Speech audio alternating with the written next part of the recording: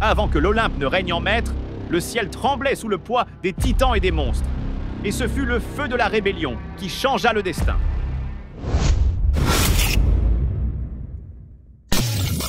La titanomachie, la guerre des dieux contre les titans. Tout commence par la trahison d'un fils envers son père. Cronos renverse le ciel lui-même, détrône Ouranos et devient le souverain de l'univers.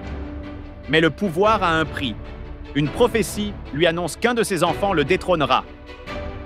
Alors, Cronos fait l'impensable, il dévore chacun de ses nouveau-nés. Mais Rhea, son épouse, conçoit une ruse.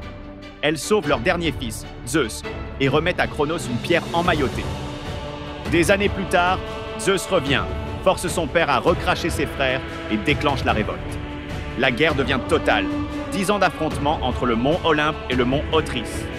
Avec l'aide des Cyclopes, qui lui forgent les éclairs, et des Hécatonchires, géants aux 100 bras, Zeus mène les dieux vers la victoire.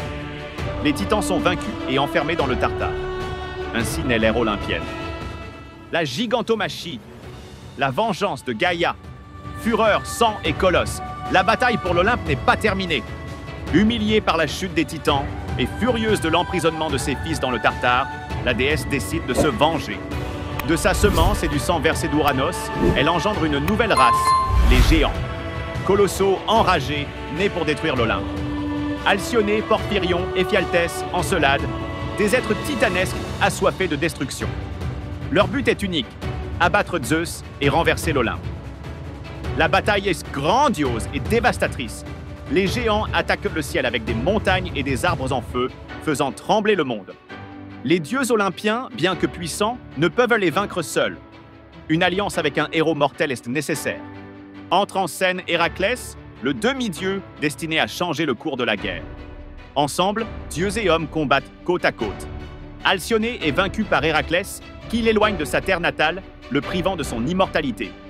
Athéna écrase l'île de Sicile sur Encelade, Poséidon ensevelit Polybotès sous l'île de Nisyros. Un à un, les géants tombent. Leur défaite marque la fin de la dernière rébellion primordiale contre l'ordre olympien, la Typhonomachie, l'affrontement avec le monstre suprême. Mais Gaïa a encore une carte à jouer, la plus terrifiante. Du fond du Tartare, elle unit ses forces à celles du chaos et engendre Typhon, une créature colossale, plus redoutable que n'importe quel titan ou géant. Il a des ailes qui obscurcissent le ciel, 100 têtes de serpents crachant du feu, des yeux incandescents et une voix capable d'imiter tous les sons du monde, des cris humains au rugissement des bêtes. Typhon marche sur l'Olympe et sème la terreur. Zeus l'affronte mais est vaincu. Le monstre le capture, lui arrache les tendons des mains et des pieds et les cache dans une caverne gardée par le dragon Delphiné. Les dieux s'enfuient, mais Hermès, et dans certaines versions Pan, parviennent à sauver Zeus. De retour en pleine force, le dieu de la foudre déclenche la tempête ultime. Le ciel explose de lumière et de feu. Typhon, vaincu, est enseveli sous l'Etna.